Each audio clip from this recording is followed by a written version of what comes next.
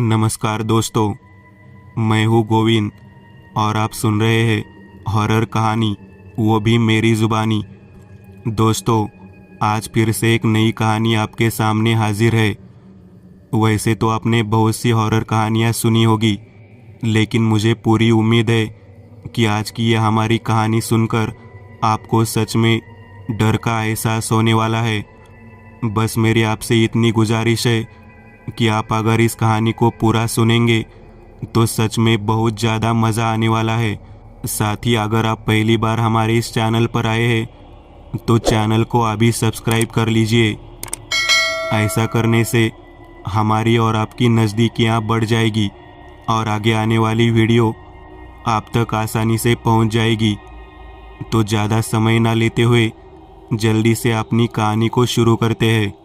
नितिन बिस्तर से उठा और घर का मुख्य दरवाज़ा खोलकर बाहर आया। हर तरफ अंधेरा था। रात के 3 बजे थे। वह यंत्रवत घर के सामने से उतर गया और उसके कदम नाले की ओर मुड़ गए।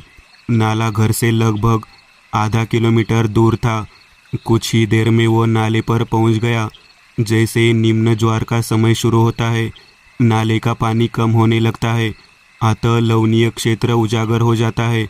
वह नमक के दलदल तक पहुंच गया। चिपचिपी ज़मीन में उसके पैर लड़खड़ा रहे थे, लेकिन उसे कोई परवाह नहीं थी। वह पानी की ओर चल रहा था। धीरे धीरे वह पानी में उतरा। पानी उसके पेट तक था और अचानक उसे होश आया। उसने एक पल के लिए असमंजस में इधर उधर देखा। उसे पता ही नहीं चला कि वह कहाँ है। उसी समय उसके सामने एक महिला पानी से निकल कर आई। उसने काली साड़ी पहनी हुई थी। उसके बाल उसकी कमर तक पहुँचे हुए थे। माथे पर काली खुशबू लगी हुई थी, लेकिन उसकी आंखें देखकर वह और भी डर गया। उसकी आंखें बिल्कुल काली थी। त्वचा का रंग हल्का लाल था। शरीर पर सुनहरे आभूषण थे। अचानक पीछे से टॉर्च की रोशनी उसके चेहरे पर पड़ी और वो एक पल में गायब हो गई। नितिन ने पीछे मुड़कर देखा तो उसके पिता और चाचा खड़े थे। वह बस घूमा और उनके करीब आ गया। अरे नितिन, तू यहाँ क्या कर रहा है? मैंने तुझे कहाँ कहाँ नहीं ढूंढा, अंततः यहाँ आया तो तू पानी में। नितिन के पिता दामोदर ने कहा, पिताजी, मुझे कुछ समझ नहीं आ रहा कि क्या हो रहा है। ठीक है, पहले घर चल, तेरी माँ वहाँ इंतज़ार कर रही है। वे दोनों घर आ गए। पड़ोस में ही नितिन के चाचा का घर था। वे उनके घर गए। नितिन की माँ जानकी घर के बाहर खड़ी थी। क्या बात है नितिन, तुम कहाँ गए थे और ये कपड़े गीले क्यों हैं? खाड़ी में चला गया था, दामोदर ने कहा। खाड़ी में? नितिन, क्या है ये? माँ, मुझे नहीं पता कि क्या हो रहा है। ठीक है, जाने दो, पहले अपने गीले कपड़े तो उतार। वह अंदर गया और अपने कपड़े बदले और बिस्तर पर गिर गया और सोचते सोचते उसे फिर से नींद आ गई। नितिन अपने माता पिता के साथ कोंकण के एक गांव में रहता था। उसके पिता एक किसान थे। नितिन एमएससी के अंतिम वर्ष में पढ़ रहा था। उनके घर से कुछ दूरी पर उनके बड़े चाचा रहते थे। उनके 2 बच्चे थे, केदार और श्रीपाद। सुबह नितिन देर से उठा। उसके सिर में बहुत दर्द हो रहा था। तुरंत उसका फ़ोन बजा। उसने थोड़ी उदासीनता से फ़ोन देखा, लेकिन फ़ोन दीपिका का था। उसके चेहरे पर मुस्कान आ गई और उसने उसका फ़ोन उठाया।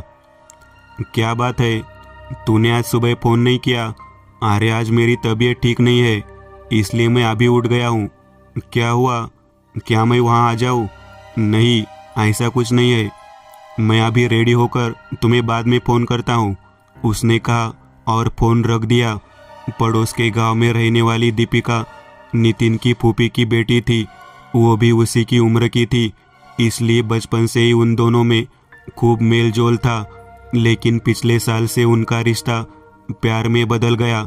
दीपिका उसी के कॉलेज में आर्ट्स के आखिरी साल में थी। उस दिन कॉलेज में नितिन का मूड ठीक नहीं था। ऐसा लग रहा था जैसे हर वक्त उस पर दबाव था और वह दीपिका से मिला भी नहीं। शाम को जब वह घर आया तो अपने कमरे में जाकर लेट गया। उसे बुखार था जानकी उसे खाने के लिए बुलाने उसके कमरे में आई और जब उसने जगाने के लिए उसे छुआ तो उसे लगा कि उसका शरीर गर्म है। नितिन, जल्दी उठ, शरीर कितना गर्म है, क्या तुम्हें कुछ हो रहा है? नितिन हड़बड़ाकर उठ बैठा। चलो कुछ खा लो और उनके साथ तुरंत डॉक्टर के पास जाओ। नितिन ने खाना खाया और अपने पिता के साथ डॉक्टर के पास गया। डॉक्टर ने भीगने के कारण बुखार बताया और कुछ गोलियां दी। घर आकर नितिन गोलियां खाकर सो गया। रात के 1 बज रहे थे। उसका गला सूख रहा था। उसने उठकर पानी की बोतल उठाई और पानी पीने के लिए सिर उठाया तो उसका ध्यान पीछे की खिड़की की ओर गया। वहाँ कोई खड़ा था लेकिन अंधेरा था और ठीक से दिखाई नहीं दे रहा था। नितिन कमरे से बाहर आया और घर का पिछला दरवाजा खोला। उसने वहाँ लगी टॉर्च को चालू किया और दूसरे हाथ में छड़ी लेकर टॉर्च से इधर उधर देखने लगा, लेकिन वहाँ कोई नहीं था। दूसरे घर कुछ दूरी पर थे। वहाँ बिजली का बल्ब जल रहा था। जैसे ही वो वापस आने वाला था उसे एक शोर सुनाई दिया।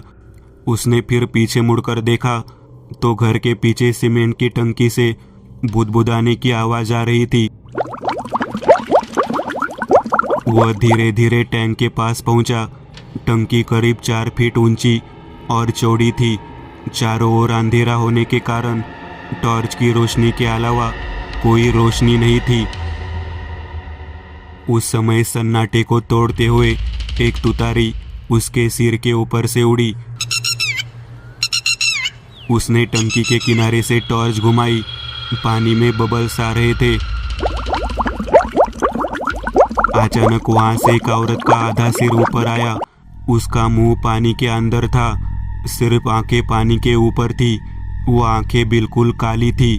फिर भी नितिन को एहसास होता है कि वे उस पर टिकी हुई है। वो पीछे हट गया। उसका पूरा चेहरा पानी से बाहर आ गया। यह वही महिला थी जिसे उसने 1 रात पहले खाड़ी में देखा था। उसे एहसास हुआ कि यह कुछ अजीब है और वह जाने के लिए पीछे मुड़ा। तभी उसे एहसास हुआ कि उसके पैर आगे नहीं बढ़ रहे थे। ऐसा लगा जैसे किसी ने उसके पैर पकड़ लिए हो। उसने घबराकर पीछे देखा। महिला अब आधी पानी से बाहर थी। उसने वही काली साड़ी पहनी हुई थी। पानी में होने के बावजूद भी उसकी साड़ी गीली नहीं हुई थी। धीरे धीरे वह आगे आई और अपना शरीर टंकी की दीवार पर फेंक दिया। उसका वह चेहरा उससे कुछ दूरी पर था। वह थोड़ा पीछे हट गया और उसी क्षण वह पूरी तरह से बाहर आ गई और 2 पैरों पर उस दीवार पर बैठ गई। वह अजीब सी मुस्कान के साथ उसे देख रही थी। उसकी लंबी काली जीभ बाहर निकली हुई थी। उसका भयानक रूप देखकर नितिन भ्रमित हो गया। वह भाग भी नहीं सका। उसके मुंह से एक चीख निकली और वो बेहोश हो गया। जब नितिन की आंख खुली तो सुबह हो चुकी थी और वह अपने बिस्तर पर था। उसकी माँ उसके पास बैठी थी। माँ, क्या हुआ? मुझे क्या पूछ रहा है? क्या हुआ? तू रात को बाहर क्या कर रहा था? मैं बाहर। उसने अपने सिर पर थोड़ा दबाव डालते हुए कहा। रात को तुम्हारी तेज आवाज के कारण जब हम दोनों बाहर आए तो तुम टंकी के पास लेटे थे। जैसे तैसे तुम्हें यहाँ लाकर सुला दिया। उसी समय रात की घटनाएं उसकी आंखों के सामने घूम गई और उसके शरीर में एक कांटा खड़ा हो गया। माँ, उस टैंक में एक औरत थी।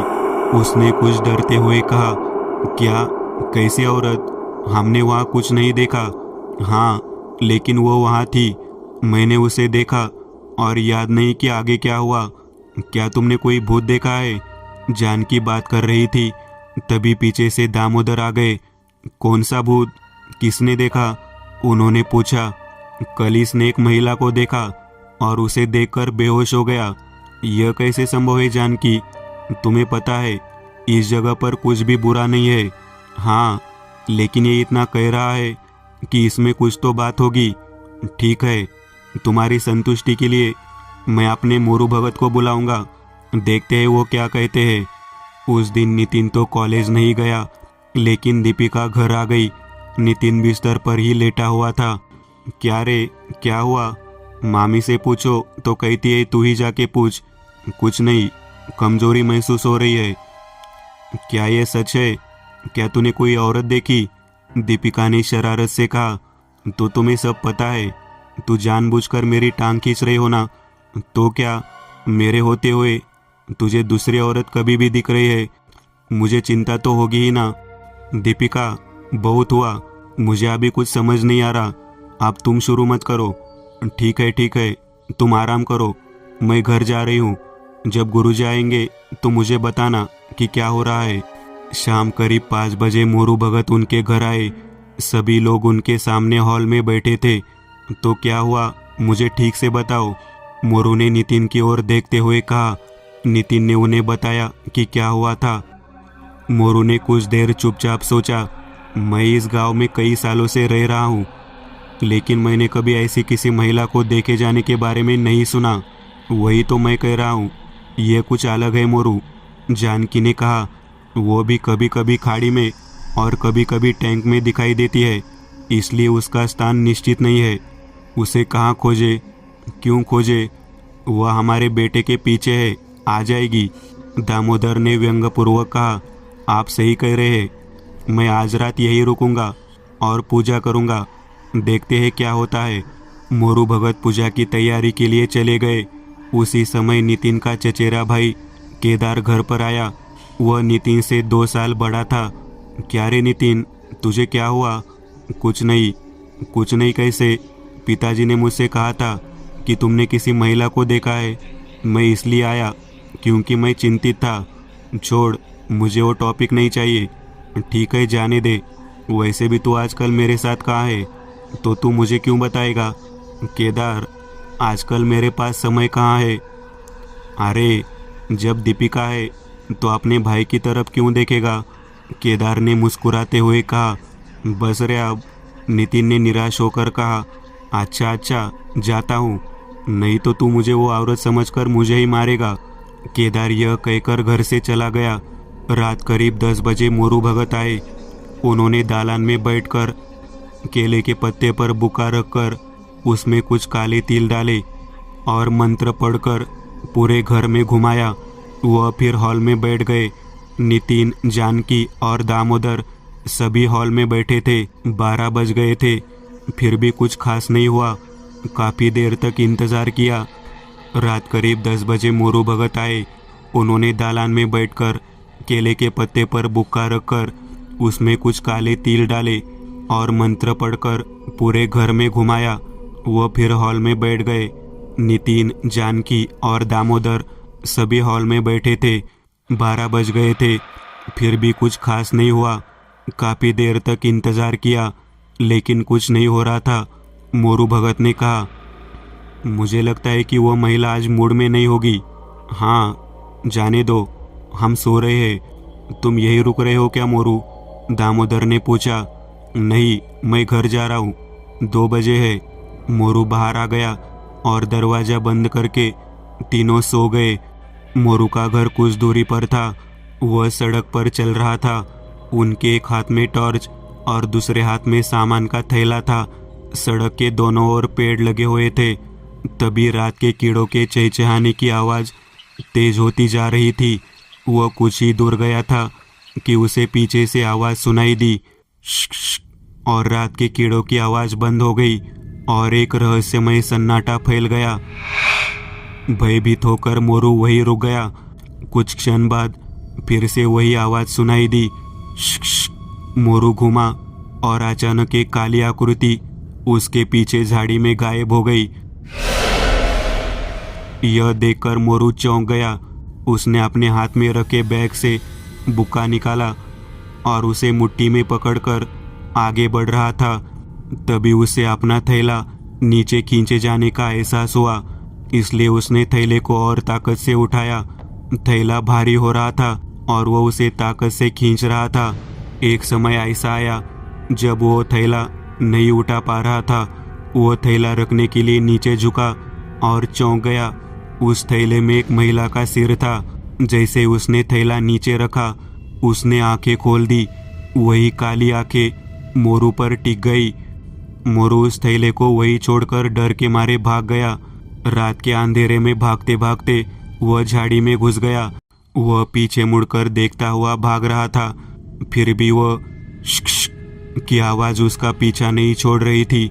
वह मारुति के मंदिर की ओर भागा और भगवान की मूर्ति के सामने गिर पड़ा। इसी बीच उसका ध्यान मंदिर के बाहर गया। वही औरत वहां खड़ी थी। उसने केवल अपनी उंगली हिलाई, उसे घूरते हुए एक पल में गायब हो गई। वह वही बेहोश होकर गिर पड़ा। सुबह आए पुजारी ने मोरू को लेटा देखकर उसके चेहरे पर पानी की छींटे मारे। मोरू चौंक कर उठ बैठा। उसने इधर उधर देखा। सुबह होने के कारण हर तरफ खुशनुमा माहौल था। क्या हुआ मोरू? पुजारी ने पूछा। कुछ नहीं, मैं रात को मंदिर आया था और यही सो गया। वह कुछ बड़बड़ाता हुआ मंदिर से बाहर आया। सुबह जब वह घर आया तो नहा धोकर भगवान का नाम लेकर फिर बाहर जाने ही वाला था कि सामने से दूध वाला आता दिखा। उसकी साइकिल पर एक थैला बंधा हुआ था। क्या रे पौन्या? मोरू ने पूछा। मोरू, तुम्हारा थैला सड़क पर पड़ा है। सामान देकर मुझे पता चल गया कि ये तुम्हारा थैला है, इसलिए मैं तुम्हें देने आया। जैसे मोरू ने थैला देखा तो महिला का चेहरा सामने आ गया। ठीक है, इसे वही रख दो, मैं ले लूँगा। पौन्या ने बैग वही रखा और चला गया। मोरू ने थैले को हाथ नहीं लगाया। उसे नितिन के घर जाने की जल्दी थी। कुछ देर बाद वह नितिन के घर पहुंचा। उस समय दामोदर हॉल में बैठे थे। क्या रे मोरू, आज सुबह सुबह आया? अरे, मुझे तुमसे मिलना था। इतने में जानकी अंदर से निकली। मोरू अंदर आकर बैठ गया। तुम मुझे बताओगे क्या हुआ? नितिन को जो महिला दिखती है वह असली है और कुछ भयानक है। रात में मोरू ने उन्हें जो कुछ भी हुआ था सब समझाया। तो तू कुछ नहीं कर सकता, लेकिन आप क्या? जानकी बोली। चिंता मत करो, मेरी शक्ति कम पड़ गई है, लेकिन मैं किसी ऐसे व्यक्ति को जानता हूँ जो ऐसी बुरी ताकतों को रोक सकता है। मैंने उन्हें सुबह ही फ़ोन किया है, वे शाम तक आ भी जाएंगे। कौन है वो? एकदंत, पुणे में है। शाम करीब 7 बजे दामोदर के घर के सामने कार रुकी। कार की आवाज़ सुनकर वे बाहर आए। एकदंत कार से बाहर आ गए। 6 फीट लंबा कद, काली जीन्स, ऊपर से नारंगी रंग का कुर्ता, पैरों में कोल्हापुरी चप्पल और कानों में भिगबाली पहने देखकर दामोदर को उनके व्यक्तित्व का अंदाजा नहीं था। उसी समय मोरू कार के पिछले दरवाजे से नीचे उतरा। दामोदर, मैं कह रही थी ये वही है, अंदर आओ एकदंत, दामोदर ने कहा। एकदंत घर में आए और हॉल में सोफे पर बैठ गए। उसी समय नितिन बाहर आ गया। उसका चेहरा पूरी तरह सूख चुका था। नितिन उनके सामने बैठ गया।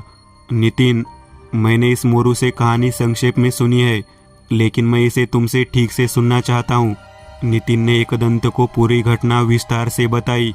एकदंत ने कहा, तो इस तरह की बात अचानक शुरू हो गई है? दामोदर ने कहा, हाँ बिल्कुल, ऐसा कुछ पहले कभी नहीं हुआ, लेकिन मैं अब भी देखना चाहता हूँ कि इस घर में कुछ है या नहीं। एकदंत ने अपने थैले से बेल के पत्ते निकाले। उन पत्तों पर कुमकुम फेंकते समय कुछ मंत्र बोले गए। उन पत्तों को घर के हर कमरे के कोने में रख दिया। घर के पीछे टंकी के पास भी उन्होंने ऐसा ही किया। 1 घंटे के बाद उन्होंने सारी पत्तियां फिर से इकट्ठा कर ली। पत्ते ज्यों के त्यों थे। दामोदर, निश्चित रूप से इस घर में कोई बुरी शक्ति नहीं है, लेकिन अब हमें उससे अपील करनी होगी। उसके बिना हम ठीक से नहीं समझ पाएंगे कि यह मामला क्या है। उसके लिए क्या करना होगा? सुबह करीब 3 बजे पूजा होगी। कुछ सामान की ज़रूरत होगी, जल्दी ले आओ। दामोदर सामान की सूची लेकर बाहर आया। कुछ देर बाद वह सामान लेकर बाहर आया। रात्रि भोजन के बाद एकदंत ने कुछ देर विश्राम किया। रात करीब 2 बजे एकदंत उठकर बाहर आ गए। वे नितिन के कमरे के पास गए। कमरे का दरवाज़ा खुला था। नितिन दीवार की ओर मुंह करके बिस्तर पर बैठा है। एकदंत को कुछ अलग सा महसूस हुआ। वह आगे आए। आ गया तू? नितिन महिला की आवाज़ में बोला। उस भगत को मैंने समझाया था, वह चुप हो गया। अब तू आया है, तुझे क्या लगा कोई साधारण भूत होगा? तुम उसे बोतल में कैद करके ले जाओगे क्या रे एकदंत? एकदंत जगह पर रुक गए। कौन है तू? वो भी मुझे ही पूछ। एकदंत कुछ कदम आगे बढ़े। नितिन ने झट से अपना सिर घुमा लिया। क्या तुम जल्दी में हो? अचानक कमरे का बल्ब जलने बुझने लगा और अगले ही पल नितिन एकदंत के सामने खड़ा था। उसकी आंखें पूरी तरह से काली है। वह कुछ करने ही वाली थी कि एकदंत ने झट से करे के अभिमंत्रित जल की बोतल निकाली और वह जल उस पर छिड़क दिया। इसका फायदा उठाकर वे जल्दी से बाहर आ गए और बाहर से दरवाजा बंद कर दिया। वे हॉल में आए, तब तक जानकी और दामोदर भी बाहर आ गए। मैंने दरवाजा बंद कर दिया है, जब कहाँ जाए तो खोल देना। एकदंत सामग्री प्रस्तुत करने लगे। उन्होंने कुमकुम और चावल के अखाड़े की योजना बनाई। बीच के अखाड़े में उन्होंने गोबर की 2 ग्वार रखी। कुछ मंत्रों का जाप करने के बाद ग्वार पर घी डाला। आग जलाई गई। जानकी, तुम इस दूसरे अखाड़े में बैठ जाओ और दामोदर, तुम उस दरवाजे का कुंडा खोल दो और तुरंत जानकी के पास आकर बैठ जाओ। आगे क्या होगा इस पर ध्यान मत दो। किसी भी स्थिति में जब तक मैं तुमसे न कहूँ तुम इस क्षेत्र को छोड़ना मत। दामोदर ने दरवाजा खोला और अखाड़े में बैठ गए। एकदंत कुछ मंत्रों का जाप कर ही रहे थे। अचानक कमरे का दरवाजा खुल गया, लेकिन नितिन इससे बाहर नहीं आया। माहौल बदल गया था। पूरे घर में दुर्गंध फैल गई थी। एकदंत के सामने एक काली आकृति खड़ी थी, लेकिन वह दूसरे अखाड़े से बाहर थी। धीरे धीरे वह अखाड़े के दूसरी ओर चली गई। यह देखकर जानकी और दामोदर कांपने लगे। एकदंत ने कमंडलू जैसे ढक्कन वाला एक बर्तन निकाला और उसे अखाड़े के बाहर अपने सामने रख दिया। उन्होंने कुछ मंत्रों का जाप करते हुए करे का जल चारों दिशाओं में छिड़क दिया। उन्होंने कुमकुम हाथ में लिया और कुछ मंत्रों का जाप किया और कुमकुम को उस आकृति की ओर फेंका। वह आकृति मानो घिसटती हुई बर्तन के पास आई और क्षण भर में उस बर्तन में समा गई। सावधानी से उठते हुए एकदंत घड़े के पास पहुँचे। उन्होंने बर्तन लिया और उसे ढक दिया। इसके साथ ही वे अखाड़े से बाहर आ गए। अचानक बर्तन हिल गया। इससे पहले कि एकदंत कुछ समझ पाते, बर्तन नीचे गिर गया और वही महिला उसके सामने खड़ी हो गई। काली साड़ी, माथे पर काला तिल, काले होंठ, काली आंखें। उसे इस तरह अपने सामने देखकर एकदंत की सांसें फूल गई।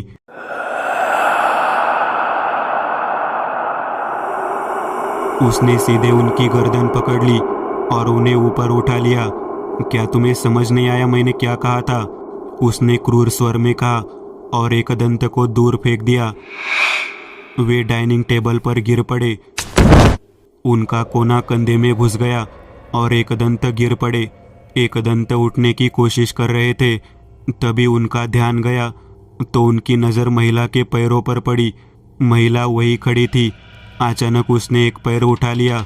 एकदंत उठने की कोशिश कर रहे थे, लेकिन उनकी गर्दन पर कुछ दबाव पड़ रहा था। उसने वह पैर एकदंत की गर्दन पर रख दिया। दबाव इतना बढ़ गया कि अब उन्हें लगा कि गर्दन टूट जाएगी, लेकिन आखिरी समय में उन्होंने अपनी जेब से नागदमन पेड़ का एक पत्ता निकाला। उन्होंने किसी मंत्र के रूप में पत्ता उसके पैरों पर फेंक दिया। तुरंत उसका पैर छूट गया और उनकी गर्दन से फंदा खुल गया। वे उठ खड़े हुए। वह कहीं दिखाई नहीं दी। एकदंत नितिन के कमरे में गए। वह बिस्तर पर बेहोश पड़ा था। उन्होंने उसके माथे पर एक तिल लगाया और उसके बिस्तर के चारों ओर बुके का एक घेरा बनाया। फिर वे वहाँ से निकल आए। फिर भी जानकी और दामोदर अखाड़े में बैठे हैं। एकदंत ने कहा, आप दोनों अखाड़े से बाहर आ सकते हैं। जानकी और दामोदर अखाड़े से बाहर आकर सोफे पर बैठ गए। एकदंत, ये सब क्या था? दामोदर ने पूछा। दामोदर, यह कोई साधारण आत्मा नहीं है, एक भयानक आघोरी शक्ति है। जहाँ तक मुझे पता है कोई इसे लेकर आया है। मेरे पास पिशाच वेद नहीं है, इसलिए यह जानना आसान नहीं होगा कि इसे कौन लाया। लेकिन आप क्या करें एकदंत, ठीक ठाक पता लगाओ कि वह कहाँ से आई है। मेरा अनुमान है कि वह व्यक्ति इसी गांव में होगी। और नितिन के बारे में क्या, उसे कोई खतरा नहीं है, क्योंकि वो उस अखाड़े से घिरा हुआ है। वैसे भी वो तुरंत होश में नहीं आएगा। एकदंत ने थैले से क्षीरानी वृक्ष का फल निकाला, उस पर एक उपटन लगाया, कुछ मंत्र पढ़े और उसे नीचे फेंक दिया। फल जमीन पर घसीटता हुआ आगे बढ़ रहा था। जानकी, तुम यही घर में रहो। दामोदर, हमें इस फल का पीछा करना होगा। यह फल स्वयं ही उस आघोरी शक्ति के स्रोत तक पहुंच जाएगा। एकदंत ने कहा। एकदंत और दामोदर उसके पीछे चल रहे थे। तभी उन्होंने देखा कि कोई आगे भाग रहा है। दामोदर आगे आए। सामने से उसका बड़ा भाई सोमनाथ आ रहा था। दादा, क्या हुआ? अरे केदार को कुछ हो रहा है, जल्दी चल। वे तीनों दौड़ते हुए सोमनाथ के घर आए। केदार का कमरा ऊपरी मंजिल पर था। घर के सभी लोग केदार के कमरे के बाहर जमा हो गए। उसकी चींखें उसके कमरे से आ रही थी, लेकिन चाहे कुछ भी करे दरवाज़ा नहीं खुला। अफरा तफरी में क्षीरानी फल को सभी ने नज़रअंदाज कर दिया, लेकिन अचानक एकदंत ने दरवाजे के पास फल देखा तो आश्चर्यचकित रह गए। वह फल अंदर जाने की कोशिश कर रहा था। दामोदर, उसे देखो, वह फल अंदर जाने की कोशिश कर रहा है। तो निश्चित रूप से वह अंदर है। एकदंत ने कहा। वह कौन? सोमनाथ ने भयभीत स्वर में पूछा। अभी यह कहने का समय नहीं है। सोमनाथ, तुम जाओ और ग्वार ले आओ, यहाँ एक अनुष्ठान करना है। सोमनाथ चला गया। एकदंत ने पानी की एक बोतल निकाली और कुछ मंत्र पढ़ते हुए दरवाजे पर छिड़क दिया। फिर भी दरवाज़ा नहीं खुला। आखिरकार उन्होंने बैग से एक नागदमन का पत्ता निकाला और कुछ मंत्र पढ़ते हुए उसे दरवाजे पर लहराया। दरवाज़ा अपने आप खुल गया। एकदंत अकेले आए और दरवाज़ा अपने आप बंद हो गया। वहाँ केदार जमीन पर दर्द से कराह रहे थे।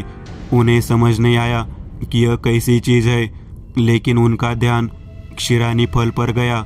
जैसे वे कुछ करने वाले थे, उन्हें पीछे से झटका लगा और वे आगे गिर गए। उन्होंने पीछे मुड़कर देखा तो वही औरत हवा में दीवार के सहारे टेक लगाए बैठी थी। उसके चेहरे पर एक दुष्ट मुस्कान थी। उसकी ताकत बढ़ने लगी। अचानक एकदंत के पैरों के चारों ओर कुछ लिपट गया और उनकी गति धीमी हो गई। जब उन्होंने पैरों की तरफ देखा तो एक काला सांप था। उन्होंने कल्पना की कि यदि उन्होंने कोई हरकत की तो वह काट लेगा। वह अपनी गोद में हवा में एकदंत के करीब आई और उनकी छाती पर बैठ गई। पहली बार उन्होंने उसका चेहरा करीब से देखा। उसका चेहरा अब और भी क्रूर हो गया था। वह काली जीभ काले होठों से बाहर निकल रही थी। बालों और शरीर पर लगे सोने के आभूषण अपने आप हिल रहे थे। उसकी त्वचा लाल है और आंखें गहरी काली है। वह किसी भी क्षण एकदंत पर आक्रमण कर सकती थी। सड़े अंडे जैसे गंध चारों ओर फैल गई। उनकी सांस अटक रही थी। अब वे न तो अग्नि जला सकते थे और न ही कोई अनुष्ठान कर सकते थे। उसने अपनी जीभ बाहर निकाली। धीरे धीरे वह लपलपाती जीभ एकदंत के चेहरे पर चिपक गई। उसी समय उन्होंने जेब से एक ऊद निकाला और कुछ मंत्र पढ़े और उन्होंने उस पर ऊद फेंक दिया। वह उड़कर किनारे गिर पड़ी। उसने खुद को हवा में संभाल लिया और एकदंत ने उसी ऊद को पैरों पर फेंक दिया। एक पल में सांप पैर से गायब हो गए। वे खड़े हो गए। उन्होंने तुरंत उसी धनुष से अपने और केदार के चारों ओर घेरा बना लिया और पालथी मारकर बैठ गए। उन्होंने थैले से कुमकुम निकाला और जमीन पर कुछ रेखाएं खींच दी। महिला गुस्से में गुर्राती हुई उनके चारों ओर चक्कर लगा रही थी, लेकिन अब वे उस पर कोई ध्यान नहीं दे रहे थे, क्योंकि वह बुके का अखाड़ा पार नहीं कर पाई। एकदंत ने फिर से उस कुमकुम को हाथ में ले लिया। एक हाथ जमीन पर उन रेखाओं पर रखा और जप शुरू किया। वे लगातार इस मंत्र का जाप करने लगे। धीरे धीरे महिला उनसे दूर जाने लगी। उसी क्षण एकदंत ने अपने हाथ में रखा कुमकुम उसकी ओर उड़ा दिया उसी समय प्रकाश की एक किरण प्रकट हुई और वह स्त्री उसमें समा गई। उसकी चीख से पूरा घर हिल गया। वह प्रकाशपुंज कुछ देर तक वैसे ही पड़ा रहा। उसकी चीखें धीरे धीरे कम हो गई। उस चमक में एक छोटी लड़की का चेहरा दिखाई दिया। उसका चेहरा सूरज की तरह चमक रहा था। घर का माहौल अब शांत था। केदार, जो टूट रहा था, शांत हो गया था, लेकिन वह अभी भी बेहोश था। एकदंत ने जब इधर उधर देखा तो उन्हें एक अलमारी के पास क्षीरणी फल दिखाई दिया। उन्होंने अलमारी खोली। इधर उधर देखने पर उन्हें कपड़ों के नीचे एक बक्सा नजर आया। यह एक अजीब धातु से बना बक्सा था। उन्होंने बक्सा जमीन पर रख दिया, फिर फल डिब्बे तक पहुंच गया। उस बक्से के अंदर एक लोहे की बोतल थी। साथ ही वहाँ किस तरह का पेपर था, लेकिन वह घिस गया था। बक्से में आधी जगह खाली थी, लेकिन उन्होंने देखा कि उसमें अभी भी कुछ था। दरवाजा खोलकर एकदंत बाहर आए। घर के सभी लोग बाहर खड़े थे। सोमनाथ ने कहा, मैं तुरंत ग्वार ले आया। अब उसकी कोई ज़रूरत नहीं है सोमनाथ। केदार अब ठीक हो गया है, लेकिन अभी भी बेहोश है। वह होश में आने के बाद मुझे भी उससे बहुत कुछ पूछना है। अभी उसे जगाने मत जाओ, सुबह हम सब समझ जाएंगे। एकदंत और दामोदर फिर घर लौट आए और जानकी उनकी प्रतीक्षा कर रही थी। घर आकर एकदंत ने जानकी को सारी घटना संक्षेप में बताई। इसके बाद वे सभी अपने अपने कमरे में सोने चले गए। पिछले दिन की थकान के कारण एकदंत देर से उठे। तब तक नितिन, दामोदर और जानकी जाग गए थे। नहाने के बाद एकदंत नाश्ते के लिए बाहर आए। एकदंत, माँ ने मुझे कल जो कुछ हुआ वह सब बता दिया है, लेकिन यह सब क्या था? नितिन ने पूछा। नितिन, यह सब उस आघोर वेताली के कारण हुआ है। क्या यह कैसी चीज़ है? यह एक अवांछित सिद्धि है। यदि यह प्राप्त हो जाती है तो कोई उसे जो चाहे करा सकता है। प्राप्त हो जाती है मतलब? इसका मतलब यह है कि जो बुरी ताकतें मौजूद है उन्हें वश में किया जाना चाहिए। जैसे कर्ण पिशाचिनी, यह वेतालिका उसी श्रेणी में है। वस्तुतः उनसे भी अधिक भयानक है। उसे सिद्ध करना भी उतना ही मुश्किल काम है। किसी सिद्ध तांत्रिक ने उसे वश में किया होगा। इसके लिए कई अनुष्ठान है, लेकिन उसका मुझसे क्या लेना देना? ये तो हम केदार से जान लेंगे, क्योंकि वो बक्सा जिसमें वह बंधी हुई थी वह मुझे केदार की कोठरी में मिला। क्या? लेकिन केदार ऐसा कुछ करेगा? मेरा मतलब है वह ऐसी कोई तंत्र सिद्धि नहीं जानता है। हाँ, मैं कल्पना करता हूँ, लेकिन वास्तविक प्रकार तो वह ही बताएगा। नाश्ता करने के बाद वे सभी सोमनाथ के घर गए। अचानक एक कार उनके घर के सामने रुकी। केशव उस कार से उतर गया। उसके हाथ में एक बैग था। अरे केशव, तो आ भी गया? एकदंत ने पूछा। हाँ एकदंत, क्या बाबा के पास पिशाच वेद नहीं था? इसे ले लिया और तुरंत निकला, लेकिन आते वक्त गाड़ी खराब हो गई तो पहुंचने में सुबह हो गई। ठीक है, रहने दे। अब हम बंगले में जा रहे। चल तू भी। एकदंत, ये केशव कौन है? नितिन ने पूछा। यह मेरा सहकर्मी है, लेकिन नाम के लिए ज़्यादातर समय मुझे इसकी मदद करनी पड़ती है। एकदंत ने मुस्कुराते हुए कहा। वे सभी सोमनाथ के घर पहुँचे। सभी लोग हॉल में चुपचाप बैठे थे। क्या हुआ सोमनाथ, तुम सब ऐसे क्यों बैठे हो? एकदंत ने पूछा। एकदंत, केदार कमरे का दरवाज़ा नहीं खोल रहा है। कोई जाए तो मुझे अकेला छोड़ दो, बस यही कह रहा है। ठीक है, मैं देखता हूँ ये क्या है। केदार, मैं एकदंत हूँ। तुम मुझे नहीं जानते, लेकिन मैं वही हूँ जिसने तुम्हें कल रात उससे बचाया था। मुझे सब पता है। उसी समय दरवाजे का कुंडा खुलने की आवाज़ आई। केदार बाहर आकर रोने लगा। एकदंत ने उसे पास ले जाकर शांत किया। केदार, आप जब वेताली का विनाश हो गया है तो घबराओ मत। केदार शांत हो गया। एकदंत उसे हॉल में ले गए। केदार ने सबकी ओर देखा और फिर रोने लगा। एकदंत ने उसे फिर शांत किया और कुर्सी पर बैठाया। केदार, तुम्हारे और उस वेतालिका के बीच क्या संबंध है? एकदंत ने पूछा।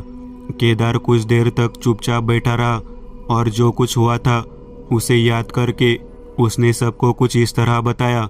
केदार और नितिन अक्सर साथ रहते थे। इनमें दीपिका भी थी। लेकिन दीपिका और नितिन की पहले से ही बहुत अच्छी बनती थी। लेकिन केदार को भी दीपिका से प्यार था, लेकिन वह हमेशा नितिन के करीब थी, इसलिए वह कुछ नहीं कहता था। बाद में नितिन और दीपिका ने एक दूसरे से अपने प्यार का इजहार किया।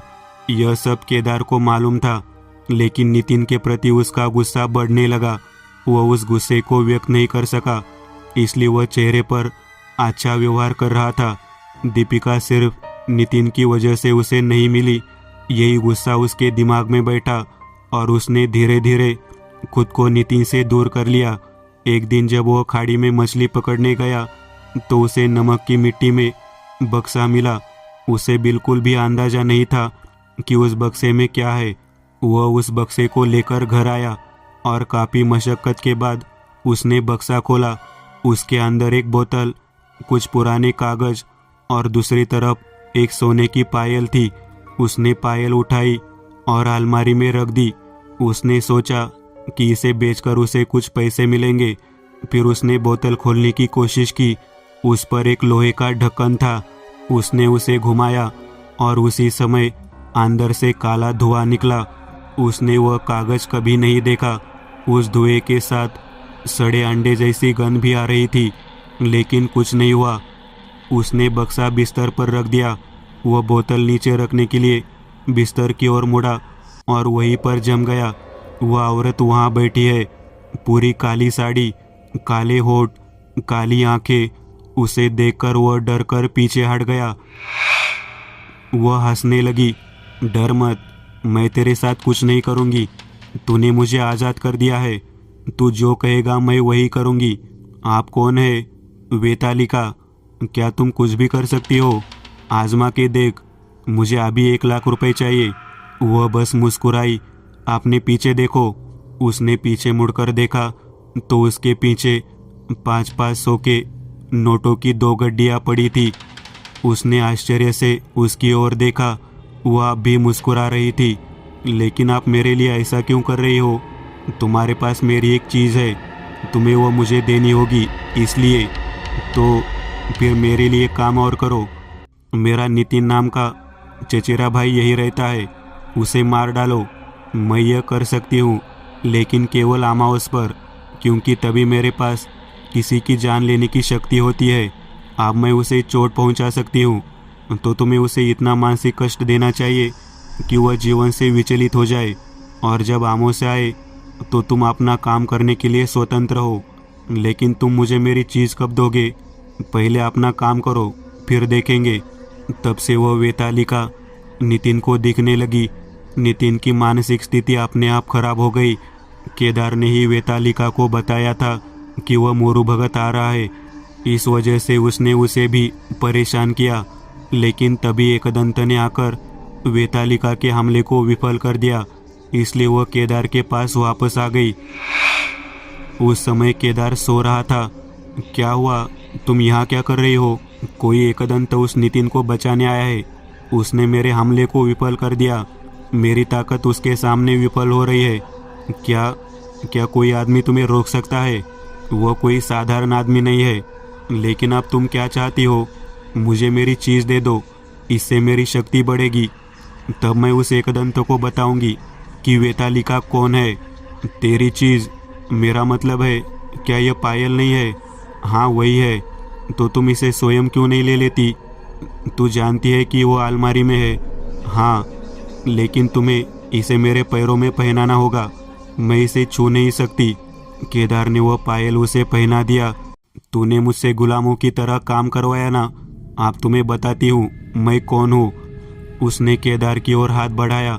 अचानक उसके पूरे शरीर में असहनीय दर्द होने लगा। लेकिन क्यों? केदार बोला। वह बस मुस्कुराती रही। उसी समय केदार की आवाज़ उसके परिवार वालों को सुनाई दी और सोमनाथ मध्य के लिए अपने भाई के पास भागा। केदार ने जो कहा उसे सुनकर घर में सभी लोग दंग रह गए।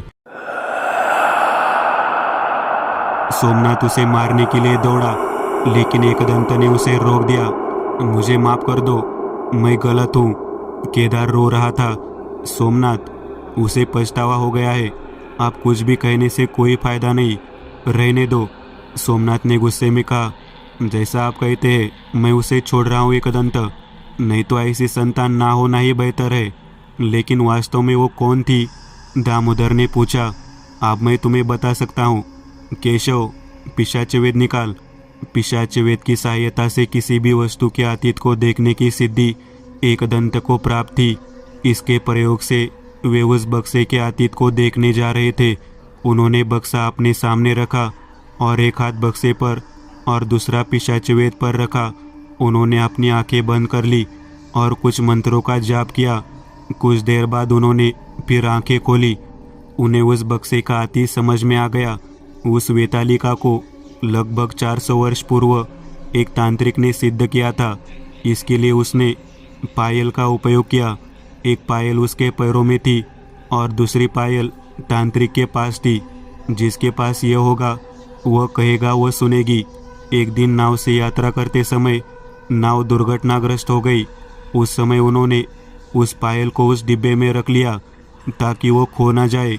वह नाव इस डिब्बे के साथ ही डूब गई। बाद में किसी समय बक्सा समुद्र के पानी के साथ खाड़ी में आ गया और कीचड़ में फंस गया। हाँ, लेकिन तुम्हें कैसे पता चला कि वह वेतालिका ही थी? दामोदर ने पूछा। मैंने उसके बारे में पढ़ा था। मुझे उसके समग्र स्वरूप से एक विचार मिला। मैं ये भी जानता था कि उसे रोकने के लिए मुझे श्री बाला त्रिपुरी सुंदरी से अपील करनी होगी। श्री बाला त्रिपुर सुंदरी, क्या मामला है? 10 महाविद्याओं में तीसरी महाविद्या भगवती षोडशी है। उनके कुल 3 रूप है, श्री बाला त्रिपुर सुंदरी, श्री षोडशी या महात्रिपुर सुंदरी और श्री ललिता त्रिपुर सुंदरी। इसमें से बाला त्रिपुर सुंदरी को 8 साल की लड़की के रूप में दिखाया गया है। मैंने जमीन पर श्रीयंत्र और श्रीचक्र का चित्र बनाया और उसका आह्वान किया, क्योंकि वही शक्ति वेतालिका को नष्ट कर सकती है। आपने हमें बहुत बड़ी मुसीबत से बचा लिया एकदंत। हम आपको कैसे धन्यवाद दें? नितिन और दीपिका सही उम्र आने पर शादी कर ले, बस इतना ही। आखिरकार ऐसी ताकतों से लड़ना मेरा काम है। एकदंत को फिर एक अलग शक्ति का सामना करना पड़ा।